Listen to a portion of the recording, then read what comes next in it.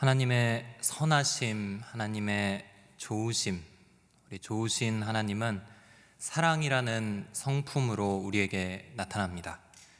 하나님의 성품 중에 여러 가지가 있고 또 그 모두가 저희에게 유익하고 또 우리가 사모할 만하지만 궁극적으로는 사랑의 하나님이시기 때문에 하나님은 좋으신 하나님이신 것입니다. 전능하신 하나님이셔서 좋은 게 아니라 우리의 모든 걸 다 아시는 전지하신 분이시기 때문에 좋은 게 아니라 그 모든 하나님 안의 성품이 사랑이라는 기본 성품에 의해 우리에게 펼쳐지기 때문에 하나님은 좋으신 것입니다. 이러한 신이 없습니다. 그렇다면 그 하나님의 사랑이 우리 안에서는 어떻게 나타났는가? 그 하나님의 사랑을 우리는 어떤 점에서 확신할 수 있는가? 가장 확실한 증거가 있는데 그것이 십자가입니다. 하나님의 아들 예수 그리스도께서 우리를 위하여 십자가에서 죽으신 사실, 이것 하나면 모든 것이 충분히 증명이 됩니다. 로마서 5장 8절에 그러나 우리가 아직 죄인이었을 때 그리스도께서 우리를 위해 죽으심으로 하나님께서는 우리에 대한 그분의 사랑을 나타내셨습니다. 하나님께서 우리에 대한 그분의 사랑을 나타내셨습니다. 십자가는 하나님의 사랑을 증거해주는 가장 확실한 징표입니다. 그렇다면 이렇게 질문해 볼 수 있지 않을까요? 십자가의 어떤 점이 하나님의 사랑을 보여주는가? 십자가는 어떻게 하나님의 사랑을 우리에게 전하고 있는가? 십자가의 그 사랑의 핵심은 한마디로 무엇인가? 그 답은 다름 아닌 용서입니다. 십자가에서 우리는 무한하신 하나님의 용서를 경험합니다. 누구나 어느 때든 얼마든지 하나님의 깊은 용서를 십자가 앞에 나아갈 때 체험하게 됩니다. 이 체험을 우리는 예수 그리스도를 인격적으로 만났다라는 표현으로 말합니다. 이 하나님의 성품 중의 성품, 그 사랑이 십자가를 통해 나타나는데 그것은 결국 용서를 그려내고 있는 것입니다. 이 용서를 체험한 자와 그렇지 못한 자의 차이가 큽니다. 이 용서를 삶에서 회복한 사람과 이 용서의 삶이 무엇인지 도무지 모르는 사람과의 차이가 큽니다. 많은 경우 우리의 관계 속에서 대부분의 아픔과 상처는 어떤 형태로든지 이 용서와 연관되어 있습니다. 따라서 용서의 십자가 앞으로 나아오십시오 라는 제목으로 오늘 말씀을 함께 살피려고 합니다. 우리 십자가의 용서를 체험하시는 이 저녁 되기를 주의 이름으로 축원합니다. 첫째로 하나님은 십자가만큼 우리를 용서하십니다. 십자가 다 그만큼 우리를 용서하십니다. 십자가에 달리신 예수님은 어떤 마음이셨을까? 예수님은 십자가에서 어떤 마음을 품고 계셨을까? 이 질문은 십자가를 이해함에 있어서 매우 중요한 질문입니다. 왕 되신 주님을 채찍질하고 죄인처럼 다루고 조롱하기까지 하는 그 사람들을 참으시고 수치와 능멸의 십자가에 달리셨을 때 예수님의 첫 마디는 그들을 용서해 주십시오 라는 기도였습니다. 이 사복음서에 예수님께서 십자가에 달리시면서 하셨던 말씀들을 시간 순서로 모아놓은 것이 바로 가상칠언이라고 해서 7가지의 예수님의 말씀을 모아놓은 것이 있습니다. 그 중에 가장 첫 번째로 등장하는 것이 오늘 말씀 34절입니다. 우리 34절을 같이 한번 자막으로 읽어보도록 하겠습니다. 시작. 예수께서 말씀하셨습니다. 아버지, 저들을 용서해 주소서. 저들은 자기들이 하고 있는 일을 알지 못합니다. 그때 군인들은 제비를 뽑아 예수의 옷을 나눠 가졌습니다. 누가는 예수님이 십자가에 매달리신 사건을 묘사하면서 세 부류의 사람들을 예수님과 함께 대비시켜서 표현합니다. 먼저는 로마 군인들은 지금 십자가 발 아래서 예수님의 옷을 나눠 갖고 있습니다. 이 죄수는 사형을 당하고 옷이 이제 남겨지니까 미리 옷을 다 벗겨놓고 이 옷을 서로 나눠 갖는 것이 관례였습니다. 그리고 그 십자가에 달리신 예수님을 향해서 어떻게 이 사람이 유대인의 왕일 수 있는가, 신 포도주를 먹여가면서 죄인으로 취급하며 조롱하는 표현을 합니다. 두 번째 장면으로 백성의 지도자들이, 백성들은 지켜보고 있고 지도자들은 예수님을 조롱합니다. 이 사람이 다른 사람들을 구원했다지, 자기가 택하심을 입은 하나님의 그리스도라면 자기도 구원하라지, 이런 말을 하는데요. 벌써 예수님을 부르는 호칭 이 사람은, 이 말씀부터가 벌써 경멸스러운 어조가 담겨 있습니다. 이자가 그자 아닌가 막 이러면서 경멸스럽게 예수님을 표현하고 조롱하는 말을 합니다. 마지막으로 이 십자가 옆에 달려있던 강도 중에 하나가 예수님을 조롱합니다. 네가 그리스도가 아니냐? 넌 그리스도라고 하고 다니지 않았느냐? 그러면 너와 우리를 이 자리에서 구원해봐라. 멸시와 조롱, 또 예수님에 대한 모욕적인 언사가 지금 현재 발가벗겨지고 피투성이 된 예수님을 향해 쏟아집니다. 온 세상의 창조주이시고 찬양받기 합당하신 만왕의 왕이시며 앞으로 오시게 될 심판의 주께서 지금 당하고 있는 이 모든 수모와 멸시와 그 모든 수치는 사실 고스란히 우리에게 쏟아져야 할 것들입니다. 십자가 앞인데 지금 주님께서 그 십자가에 달리셨는데 아무도 정신을 차리고 주님을 알아보는 자가 없습니다. 마치 누워서 침을 뱉는 것처럼 지금 스스로를 향해 모욕하고 있는 것을 그들은 알지 못합니다. 아이러니하게 예수님을 향해 쏟아내는 그 조롱과 멸시는 계속해서 그들이 얼마나 완악한 죄인인가를 보여주는 근거가 되는 것입니다. 이 말씀을 읽으시면 여러분들은 어디에 계십니까? 이 예수님의 십자가 장면을 읽으실 때 여러분들은 어디에 계십니까? 지켜보는 군중들에 계십니까? 군인들이십니까? 그 옆에 달린 십자가 강도이십니까? 지도자들입니까? 그들이 나라고 생각되시지는 않으시는지요?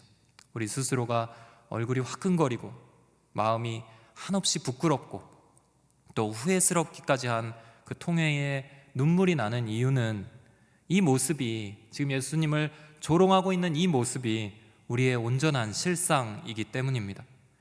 그러나 그 순간에 주님이 무엇을 하시는지 우리가 보아야 합니다. 여기에서 주님은 용서를 선택하십니다. 이 완악함의 극치, 이런 상황 속에서 사실 선택되어야 하는 것은 참을 수 없는 그들의 죄를 향한 정죄와 심판일 것입니다. 예수님의 권위가 무참히 짓밟혀진 이 상황에서, 그 십자가의 현장에서 예수님이 선택할 수 있는 가장 인간적이면서 개연성이 높은 선택은 그 자들에 대한 분노와 정죄와 자비 없는 심판이 그 자리에 임해야 맞을 것 같습니다. 그런데 주님께서는 용서를 선택하십니다.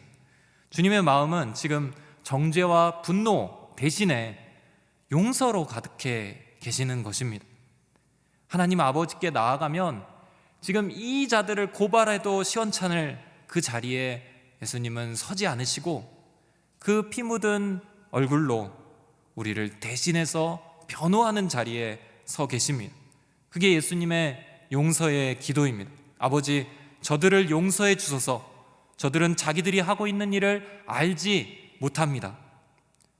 사랑하는 성도 여러분, 혹여 이 십자가가 그냥 단순히 예수님의 억울하고 무고한 죽음으로만 여겨지고 그렇게 믿는다면 우리는 그 십자가의 진정한 의미를 보지 못하고 있는 것입니다.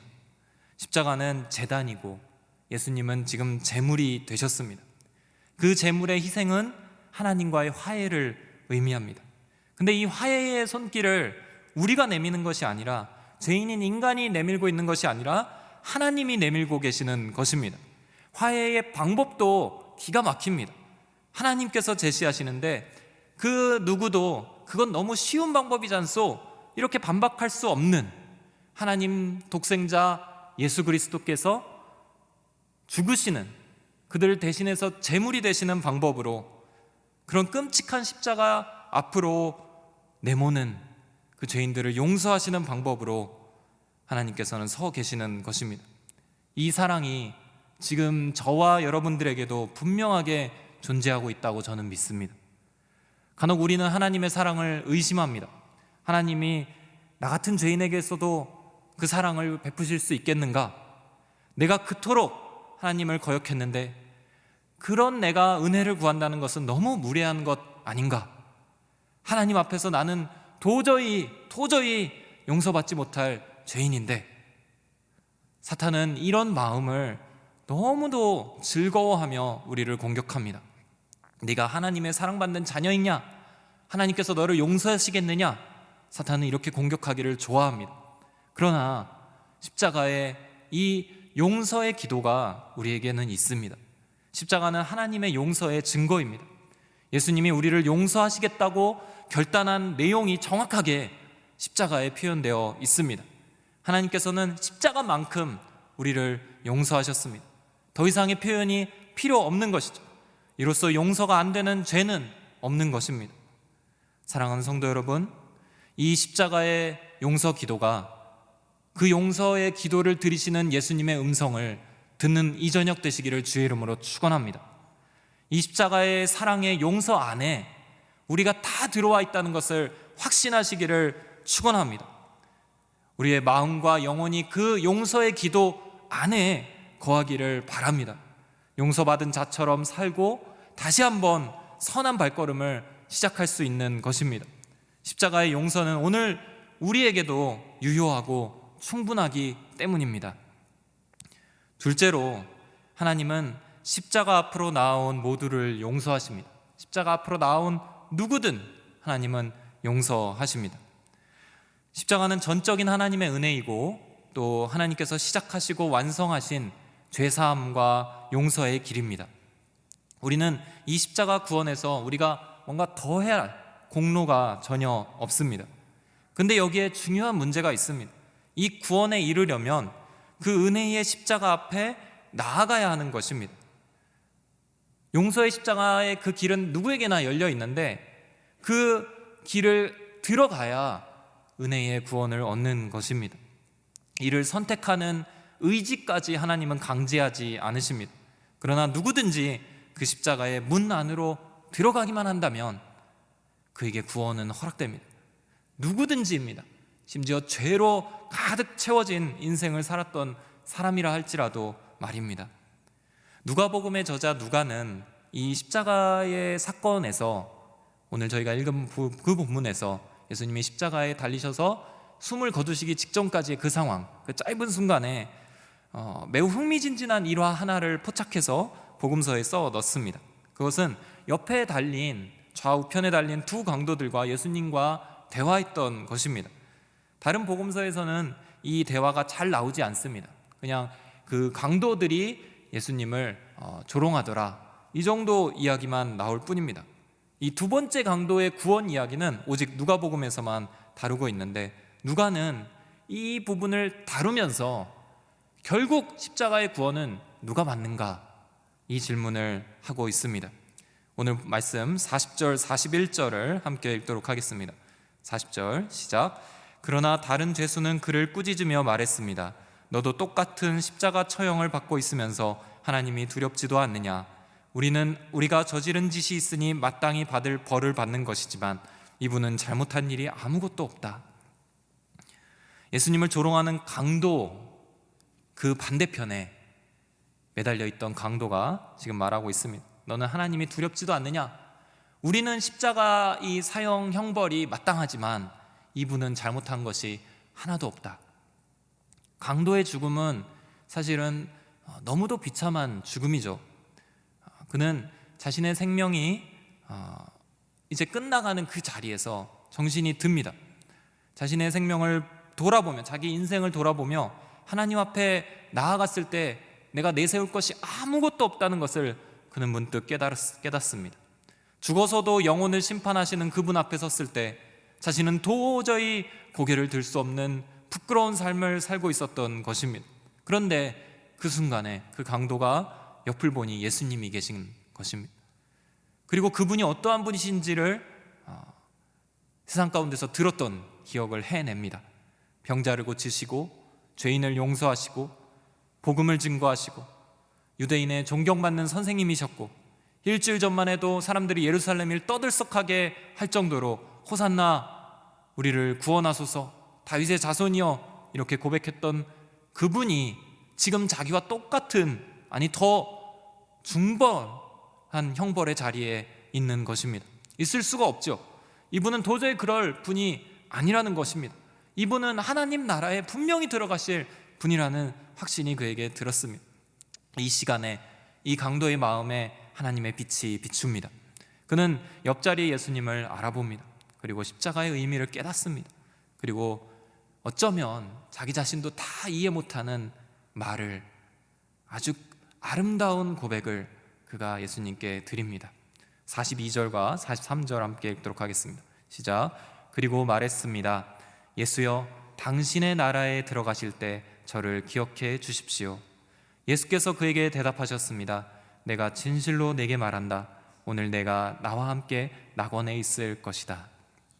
예수님의 이 마지막 대답, 내가 진실로 내게 말한다, 진실로 말한다까지 말씀하시는, 굉장히 중요할 때 예수님이 말씀하시는 표현이 덧붙여져서 내가 진실로 말하는데 너는 정말 나와 함께 낙원에 있을 것이다. 이것이 가상칠언의 두 번째 말씀이 됩니다. 사랑하는 성도 여러분, 우리는 흔히 이 강도의 구원을 굉장히 부끄러운 구원으로 이야기할 때가 많습니다.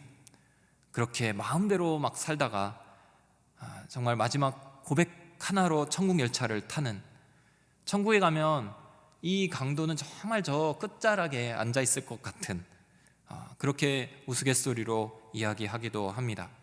그러나 이 강도를 사랑하시고 구원하시는 하나님의 뜻이 온전히 이루어지는 것을 누가가 보면서 이 구원이야말로 예수님 앞에 나온 모든 자를 구원하시는 하나님의 사랑을 가장 극적으로 그려낸 장면으로 누가는 그의 복음서의 가장 중요한 장면에 이 이야기를 적어 넣습니다. 하나님은 십자가 앞으로 나온 모든 자를 용서하십니다. 그것이 설령 행악자, 십자가형을 받는 그 강도라고 할지라도 하나님은 용서하십니다.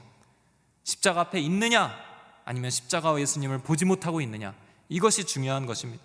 어떠한 죄를 지었느냐, 이것은 십자가 앞에서는 다 용서되는 문제인 것입니다. 모든 자를 용서하시는 십자가로 나오시기를 축원합니다. 지금 이 구원의 확신이 흔들리시는 분이 계시다면 모든 자를 용서하시는 예수 그리스도의 십자가 앞으로 나오시기를 축원합니다. 그리고 한없는 용서를 한 분도 빠짐없이 체험하시는 이 저녁 되기를 주의 이름으로 축원합니다. 셋째로, 십자가는 우리를 완전한 용서의 삶으로 초청합니다. 용서는 이 십자가에서 예수님이 우리를 용서하신 것으로 끝나지 않고 우리가 우리의 삶 가운데 다른 누군가를 용서하기를 원하시는 예수님의 초청과 도전으로 우리에게 다가오는 것입니다. 저는 앞에 두 가지 메시지로 만족하고 돌아가지 않기를 축원합니다. 회복을 정말 간구하며 이 회복 예배에서 주님께 기도하시는 모든 분들께 이 세 번째 메시지에서 이 회복의 열쇠는 결국은 용서라는 것을 말씀드리고 싶습니다. 용서는 선택이 아니라 필수이며 용서하는 삶에 비로소 평강과 축복이 있다는 것을 말씀드리며, 오늘 이 저녁은 누군가를 빠짐없이 용서하는 그런 저녁이 되기를 간절히 축원합니다. 성경에는 용서의 메시지가 참 많이 등장합니다. 가장 많은 부분은 예수님께서 말씀하신 그 사복음서에 나와 있습니다. 예수님은 참 용서에 대한 메시지를 많이 이야기하셨습니다. 먼저 예수님께서 우리에게 주신 계명을 살피기를 원합니다. 요한복음 13장 34절에 예수님이 새로운 계명을 저희들에게 주셨는데요, 내가 너희에게 새 계명을 준다. 서로 사랑하라. 내가 너희를 사랑한 것 같이 너희도 서로 사랑하라. 서로 사랑하라, 우리가 많이 알고 있는 문장입니다. 근데 이 문장 앞에 이 어떻게 사랑하라는 그 정도를 나타내는 표현이, 그것도 아주 묵직한 표현이 있는데, 내가 너희를 사랑한 것 같이 너희도 서로 사랑하라. 내가 너희를 사랑한 것 같이 너희도 서로 사랑하라. 이 사랑에는 용서가 포함되어 있습니다. 이야기하면 내가 너희를 용서한 것 같이 너희도 서로 용서해라. 십자가에서 용서의 기도를 들으시고 강도를 용서하신 예수님의 마음이 우리가 그렇게 살기를 원하시는 예수님의 마음인 것입니다. 용서에 대해 조금 더 직접적으로 들어가 볼까요? 마태복음 18장 22절 함께 읽겠습니다. 시작. 예수께서 대답하셨습니다. 내가 너희에게 말한다. 7번만 아니라 70번씩 7번이라도 용서해야 한다. 베드로가 어느 날 예수님께 묻습니다. 얼만큼 사람을 용서해야 합니까? 주님 따라다니다 보니까 용서에 대한 메시지, 용서하시는 주님을 참 많이 보게 되는데 우리는 살면서 얼만큼 사람을 용서하면 됩니까? 7번이면 될까요? 굉장히 큰 짐작을 하면서 베드로는 이야기했지만 예수님은 70번씩 7번이라도 용서하라고 말씀하십니다. 이게 우리에게 주신 예수님의 용서의 계명입니다. 막 바꾸고 싶죠. 막 한두 번이면 된다. 막 성경을 지워서 막 바꾸고 싶은 마음이 들지 않습니까? 70번씩 7번이라도 어떻게 이렇게 용서를 할 수 있을까? 그런데 예수님께서는 계속해서 용서에 대해 말씀하십니다. 마태복음 6장 14절 15절 보면요, 너희가 너희에게 죄 지은 사람을 용서하면 하늘에 계신 너희 아버지께서도 너희를 용서하실 것이다. 그러나 너희가 남의 죄를 용서하지 않으면 너희 아버지께서도 너희 죄를 용서하지 않으실 것이다. 되게 무서운 말씀이시죠. 마태복음 산상수훈에 보면 주기도문을 예수님이 가르쳐 주시는 부분이 있는데요, 그 부분에 바로 다음 구절에 이 구절이 붙어 있습니다. 너희가 너희에게 죄 지은 사람 용서하면 너희 아버지께서도 너희를 용서하시고, 너희가 남의 죄를 용서하지 않는다면 너희 아버지께서도 너희 죄를 용서하지 않으실 것이다. 우리에게 죄 지은 자를 사하여 준 것 같이 우리의 죄를 사하여 주옵시고, 이 주기도문의 표현에 대한 해설이기도 합니다. 다른 해석의 여지가 있는가 살피고 싶을 정도로 굉장히 세다 생각되는 용서의 계명입니다. 용서하라, 용서해야 하나님께서 너희를 용서하실 것이다 라는 조건이 붙을 정도로 이 문장에서는 우리에게 대한 용서의 중책을 맡기십니다. 마지막으로 한 구절 더 살펴보겠습니다. 마가복음 11장 25절. 서서 기도할 때에 어떤 사람과 등진 일이 있다면 그 사람을 용서해 주라. 그러면 하늘에 계신 너희 아버지께서도 너희 죄를 용서해 주실 것이다. 오늘 우리가 예배를 드리고 기도하는데 우리가 기도할 때 어떤 사람과 갈등이 있고 용서할 누군가가 떠오른다면 어떻게 해야 합니까? 누군가 떠오른다면 이 말씀에 따르면 우리는 어떻게 해야 합니까? 용서해야 합니다. 이게 예수님께서 우리에게 도전하시는 부분이기 때문입니다. 이토록 용서가 성경에서는 강조됩니다. 용서하지 않으면 우리가 병들어가기 때문입니다. 예수님이 이 땅에서 보여주신 그 삶의 의미는 용서가 있을 때 비로소 유의미하기 때문입니다. 심지어 십자가 위에서 예수님이 가장 먼저 품으시고 하나님께 기도하신 내용이 용서입니다. 우리를 향한 사랑의 극치, 그 결론은 결국은 용서였고, 우리의 신앙은 이 용서가 우리의 것이 될 때, 이 용서가 내면화될 때, 우리가 누군가를 용서할 수 없는 누군가를 용서할 때 비로소 그리스도를 닮는 신앙으로 나아가게 될 것입니다. 이 용서 안에 놀라운 능력이 있는 것입니다. 오늘 이 저녁에 용서하되 끝까지 완벽하게 용서하시는 여러분들이 되시기를 축원합니다. 좀 힘들 수도 있습니다. 눈물이 날 수도 있습니다. 억울할 수도 있습니다.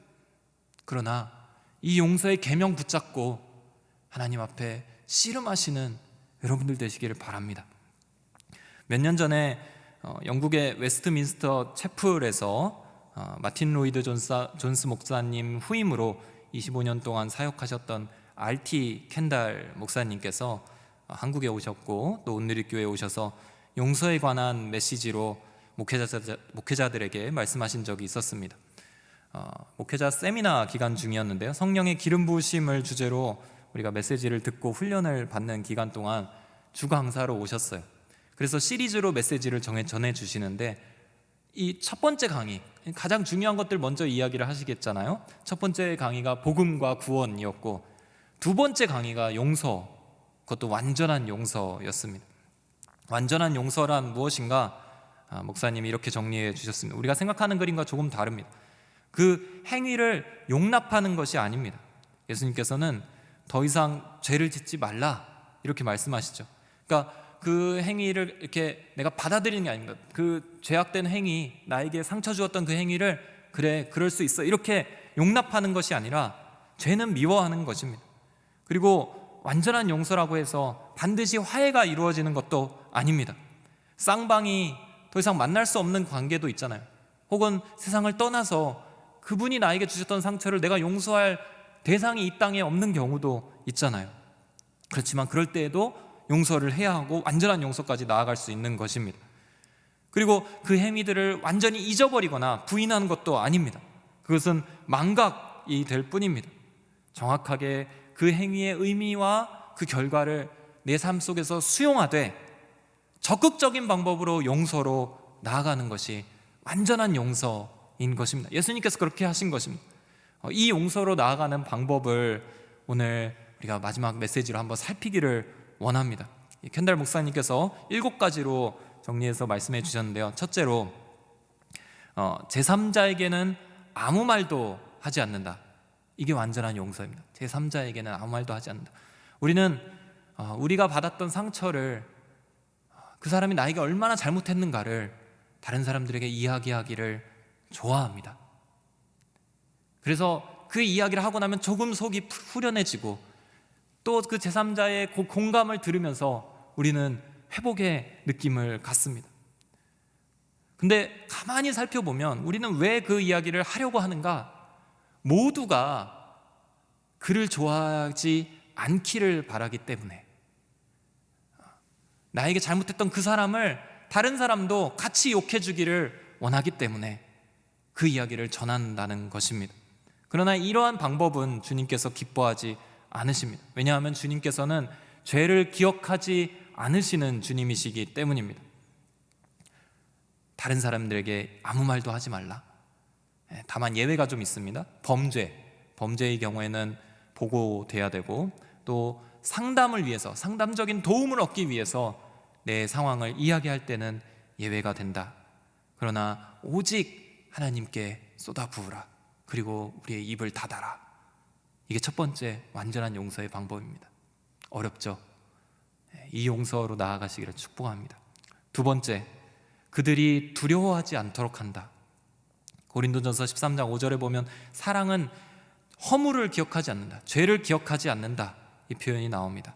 나 그 상황 기억해. 네가 나한테 준 상처 기억할 거야. 난 절대로 잊지 않겠어. 그러면서 상대를 압박하지 말라는 것입니다. 내 안에 있는 모든 그 쓴 뿌리의 기억의 리스트들을 찢어버리고 태워버리라. 요셉이 창세기 후반부에서 자신을 괴롭히고 죽음에까지 이르게 몰아세웠던 형들을 용서하면서 요셉은 그 형들을 편안하게 해줍니다. 두려워서 오는 그 형들에게 내가 어떻게 하나님을 대신하겠느냐 말을 하게 됩니다. 두려워하지 않도록 하는 것. 세 번째로, 그들이 자신을 용서하게끔 도와준다. 그 사람들이 자책하고 힘들어하고 죄책감에 사로잡혀 있을 때 그들이 스스로를 용서할 수 있게 도와줘야 한다는 것입니다. 엄청 적극적인 발걸음 아닐까요? 요셉의 용서에서 그는 형들에게 이렇게 말합니다. 근심하거나 자책하지 마소서. 근심하거나 자책하지 마소서. 우리의 용서에 이런 부분이 있어야 한다는 것입니다. 그 사람에게 자책이 필요한 것 아닌가? 좀 반성할 시간이 그 사람에게 있어야 하지 않는가? 그러나 대부분은 잘못을 뉘우치지 않을 거라는 것입니다. 자기가 무엇을 잘못했는지도 모를 거라는 겁니다. 그럼에도 그 사람이 자책하지 않게 반성의 여지를 내가 주지 않고 스스로를 용서하는 시간을 갖도록 내가 침묵하고 배려하고 도와주어야 한다는 것입니다. 그래서 성령이 관여하시는 큰 승리를 취하라는 것입니다. 예수님은 이렇게 십자가에서 말씀하셨죠. 그들의 죄를 용서하십시오. 그들이 알지 못합니다. 알지 못해도 계속해서 용서로 나아가는 것입니다. 네 번째, 그들이 체면을 차릴 수 있도록 돕는다. 죄를 짓고 나에게 상처를 준 것을 알리고 그래서 사람들 앞에 망신을 당하는 그런 창피를 주지 말고 위신을 세워주라. 그래서 그들과 개인적으로 만났을 때 오히려 하나님이 하셨다는 고백으로 그들의 고개를 들게 하라. 다섯 번째로, 그들의 비밀을 지켜준다. 이 잘못된 죄악이 드러나면 그들이 체면을 차릴 수 없고 그들이 위험해질 수 있는 그런 상황, 그럴 때에도 그들의 비밀을 지켜준다. 그리고 그들에게 내가 그것을 지키겠다고 평안을 주는 것입니다. 하나님께서는 어느 누구도 죄로 말미암아 수치를 당하게 하지 않으신다는 것입니다. 여섯 번째로, 완전한 용서는 평생 용서한 상태를 지속한다. 용서의 행위를 마치 우리가 평생 어떤 병에 걸려서 매일 알약을 먹어야 하는 것처럼 매일매일 그 용서를 지속하는 것입니다. 용서가 안 된다? 그럼 또 하는 것입니다. 도저히 용서가 안 돼요. 그럼 또 용서의 자리로 나아가는 거예요. 그렇게 용서를 하고 또 하고 평생 그 상태를 지속하는 거예요. 한 번 용서하고 좀 덮어두었다가 다시 막 그 생각이 났을 때 막 다시 꺼내갖고 그 사람을 괴롭히는 것이 아니라, 그들이 알지 못할지라도 그들이 알게 될 때까지 기다리는 것이 아니라 평생 용서한 상태를 지속하는 것, 오직 주님이 아신다는 것을 고백하는 것, 그것이 완전한 용서입니다. 마지막으로 그들을 진정으로 축복하는 것입니다. 하나님께서 나에게 선을 행하셨다는 고백. 그래서 용서의 가장 높은 차원은 그들을 축복하는 단계까지 나아가야 하는 것입니다. 그분을 볼 때 축복하며 그분이 잘 되는 것을 내가 기뻐하는 수준까지 갈 수 있게 용서를 실천하는 것입니다. 우리 마음에 이 용서가 있기를 주의 이름으로 축원합니다. 제 삶에서 어떤 새로운 차원의 이런 영적인 축복이 열렸던 것은 이 용서를 제 것으로 경험했던 순간이었습니다. 이러한 용서를 제가 할 수 있었던 순간에 새로운 차원의 축복이 제게 열렸습니다.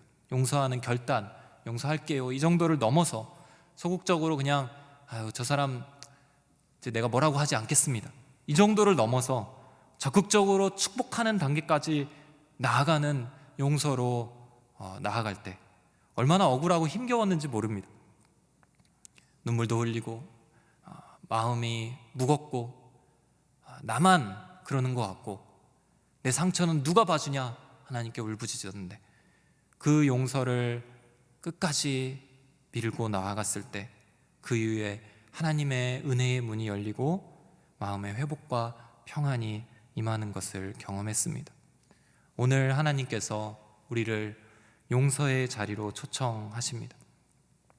용서를 하나님의 아들의 십자가를 통해 온전히 보여주십니다. 그렇게 용서하시기를 하나님께서는 원하십니다.